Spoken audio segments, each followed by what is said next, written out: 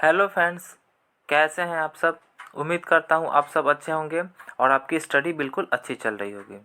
तो आज के इस वीडियो में हम बात करने वाले हैं NPCIL नटोरा और राउत भाटा के फीटर के क्वेश्चंस के बारे में डिस्कस करने वाले हैं।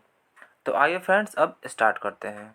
तो हमारा पहला क्वेश्चन है, लंबी शाफ्टों या मशीनों के घूमते हुए पुर्जों को सही स्थिति में रखने व सहारा देने वाले उपकरणों को क्या कहते हैं। तो इसका राइट आंसर हो जाएगा ऑप्शन बी, यानी कि बियरिंग कहते हैं।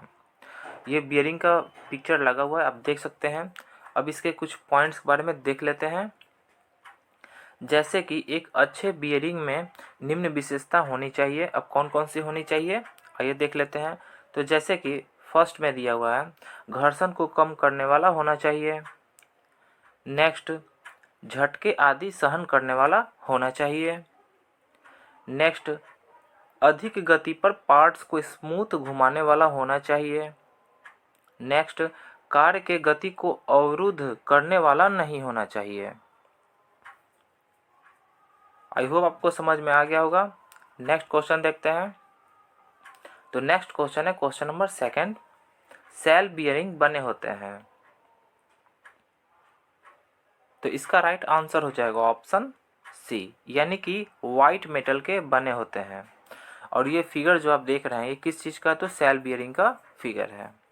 अब इससे रिलेटेड इसके पॉइंट्स को देख लेते हैं। जैसे कि फर्स्ट पॉइंट है इसका, इस प्रकार की बियरिंग दो भागों में बने होते हैं। आप फिगर में देख सकते हैं, दो भागों में बने हुए हैं। नेक्स्ट, ये बियरिंग भारी कार्यों के लिए प्रयोग किए जाते हैं, यानी कि इस बियरिंग का हम भारी कार्यों के लिए प्रयोग करते हैं। नेक्स्ट क्वेश्चन है क्वेश्चन नंबर थर्ड, कम गति व अधिक भार के लिए बियरिंग किस धातु का बनाया जाता है।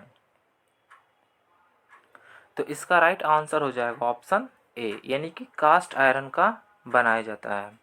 अब इसके पॉइंट्स को देख लेते हैं। जैसे कि अधिक गति व अधिक भार के लिए भी किस धातु का जो बियरिंग बना होता है, तो वो भी बना होता है कास्ट आयरन का बना होता है। और कम गति व अधिक भार के लिए जिस बियरिंग का प्रयोग किया जाता है, वो किस धातु का बना होता है, तो वो भी कास्ट आयरन का बना होता है। तो यहाँ पे आप कन्फ्यूजन आपको बिल्कुल नहीं होना चाहिए। नेक्स्ट क्वेश्चन है क्वेश्चन नंबर फोर्थ, निम्न में से कौन गोलाकार बियरिंग है। तो इसका राइट आंसर हो जाएगा ऑप्शन डी, यानी कि ये सभी। अब कौन कौन सा है, जैसे कि सॉलिड बियरिंग जो है ये भी गोलाकार है, बॉल बियरिंग, रोलर बियरिंग, ये तीनों क्या है, तो गोलाकार बियरिंग है। अब इससे रिलेटेड इसके पॉइंट्स को देख लेते हैं। जैसे कि सॉलिड बियरिंग कास्ट आयरन या ब्रॉन्ज के बने होते हैं। नेक्स्ट है, बॉल बियरिंग में घर्षण जो है वो कम होता है। नेक्स्ट, रोलर बियरिंग द्वारा अधिक भार ट्रांसफ़र किया जाता है। इसी से रिलेटेड ये पॉइंट्स है, आप देख सकते हैं। नेक्स्ट क्वेश्चन है क्वेश्चन नंबर 5, रेडियल बियरिंग किस बियरिंग को कहा जाता है। तो इसका राइट आंसर हो जाएगा ऑप्शन ए, यानी कि जनरल बियरिंग को हम क्या बोलते हैं, तो रेडियल बियरिंग कहते हैं। इस फिगर में आप देख सकते हैं रेडियल बियरिंग का फोटो दिया हुआ है, यही रेडियल बियरिंग है या फिर जनरल बियरिंग है। अब इससे रिलेटेड इसके पॉइंट्स को देख लेते हैं। जैसे कि जनरल बियरिंग की जो पोजीशन होती है वो एल्टीट्यूड एंगल से ज्ञात की जाती है। नेक्स्ट है, यह एक प्रकार का ठोस बियरिंग है। नेक्स्ट क्वेश्चन है क्वेश्चन नंबर 6, किस बियरिंग में बियरिंग शाफ्ट के अक्ष के लंबवत लगी होती रहती है। तो इसका राइट आंसर हो जाएगा ऑप्शन डी, यानी कि जनरल बियरिंग में क्या होती है, तो जनरल बियरिंग में जो बियरिंग शाफ्ट होती है वो क्या होती है, वो शाफ्ट जो होती है वो लंबवत लगी रहती है। अब इससे रिलेटेड इसके पॉइंट्स को देख लेते हैं। जैसे कि इसका प्रयोग घूमती हुई शाफ्ट को गाइड करने के लिए प्रयोग किया जाता है, किसका, तो जनरल बियरिंग का। नेक्स्ट क्वेश्चन है क्वेश्चन नंबर 7, किस बियरिंग में कॉलर का प्रयोग किया जाता है? तो इसका राइट आंसर हो जाएगा ऑप्शन बी, यानी कि थ्रस्ट बियरिंग में। यानी थ्रस्ट बियरिंग में हम कॉलर का प्रयोग करते हैं। और ये क्वेश्चन बहुत ही ज़्यादा इंपॉर्टेंट है, ये बहुत बार पूछा गया हुआ क्वेश्चन है। अब इससे रिलेटेड इसके पॉइंट्स को देख लेते हैं, जैसे कि इसमें कॉलर का प्रयोग किया जाता है। नेक्स्ट क्वेश्चन है क्वेश्चन नंबर 8, घूमती हुई खड़ी अवस्था में सहारा देने के लिए किस शाफ्ट का प्रयोग किया जाता है? तो इसका राइट आंसर हो जाएगा ऑप्शन सी, यानी कि फुट स्टेप का प्रयोग किया जाता है। ये फिगर में आप देख सकते हैं, फुट स्टेप का फिगर है। अब इससे रिलेटेड इसके पॉइंट्स को देख लेते हैं, जैसे कि फुट स्टेप को पिवट बियरिंग भी कहते हैं। जो ये फुट बियरिंग है इसे पिवट बियरिंग भी कहते हैं। नेक्स्ट क्वेश्चन है क्वेश्चन नंबर 9, फुट स्टेप या पिवट बियरिंग प्राय किसका बना होता है? तो इसका राइट आंसर हो जाएगा ऑप्शन डी, यानी कि ये सभी। अब कौन कौन सा है, जैसे कि ढलवा लोहा का भी बना होता है, पीतल का भी बना होता है, ब्रॉन्ज का भी बना होता है। तो आई होप आपको समझ में आ गया होगा। और ये जो फुट स्टेप है यही इसी का एक दूसरा नाम क्या है, तो पिवट बियरिंग भी कहा जाता है। नेक्स्ट क्वेश्चन है क्वेश्चन नंबर 10, धीमी गति से चलने वाली शाफ्ट पर किस बियरिंग का प्रयोग किया जाता है? तो इसका राइट आंसर हो जाएगा ऑप्शन बी, यानी कि सॉलिड बियरिंग का प्रयोग किया जाता है। किस लिए? तो धीमी गति से चलने वाली शाफ्ट पर हम सॉलिड बियरिंग का प्रयोग करते हैं। ये सॉलिड बियरिंग का फिगर दिया हुआ है, देख सकते हैं आप।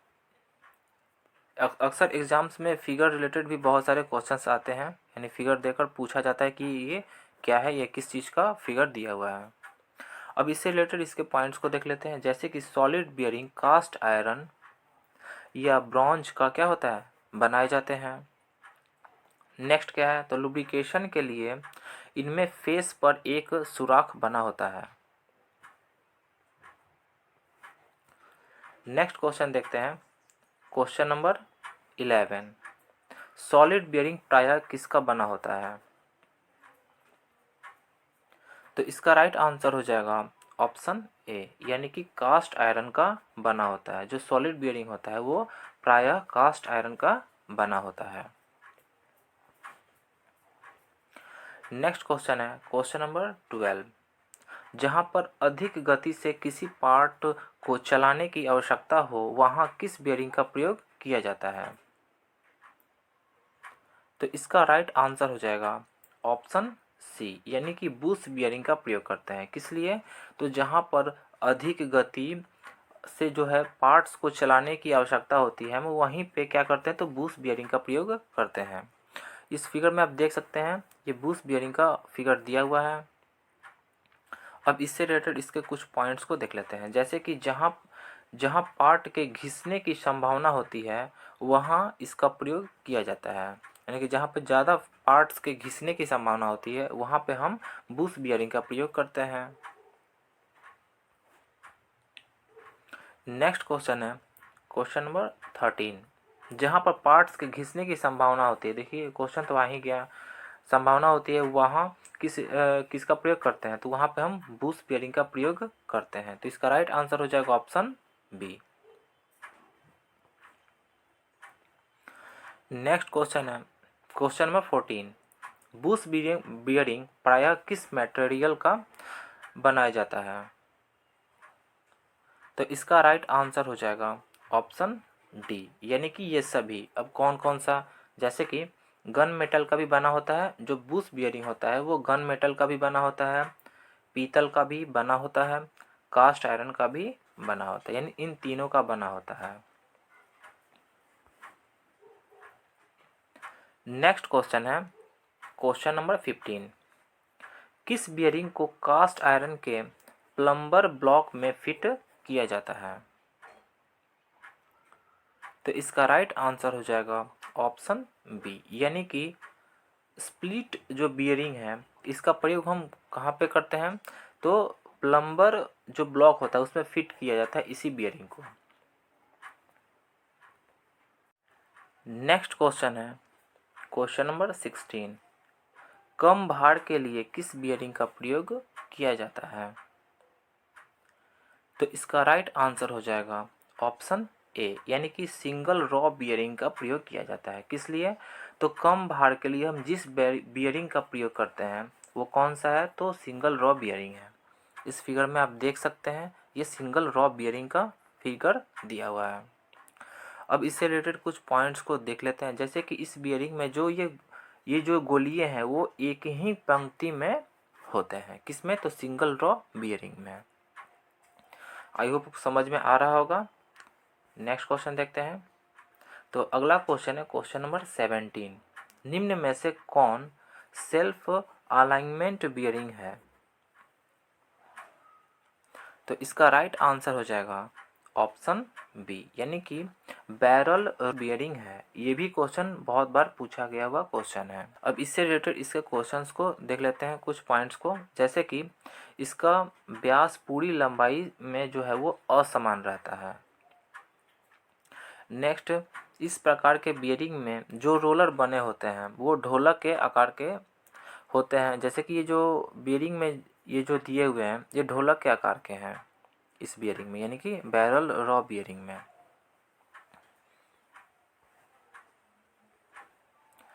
नेक्स्ट क्वेश्चन देखते हैं क्वेश्चन नंबर 18, जहां शाफ्ट में कोणीय विचलन होने की संभावना होती है वहां किस बियरिंग का प्रयोग किया जाता है। तो इसका राइट आंसर हो जाएगा ऑप्शन डी, यानी कि स्फेरिकल बियरिंग का प्रयोग किया जाता है। कहाँ पे, तो जहाँ पे शाफ्ट में कोणीय विचलन होने की संभावना होती है। ये जो फिगर आप देख रहे हैं किस चीज़ का है, तो ये जो फिगर आप देख रहे हैं ये स्फेरिकल बियरिंग का फिगर दिया हुआ है। नेक्स्ट क्वेश्चन है क्वेश्चन नंबर 19, स्प्रिंग बनाने के लिए जिन धातुओं का प्रयोग किया जाता है उनमें कौन सा गुण होना चाहिए।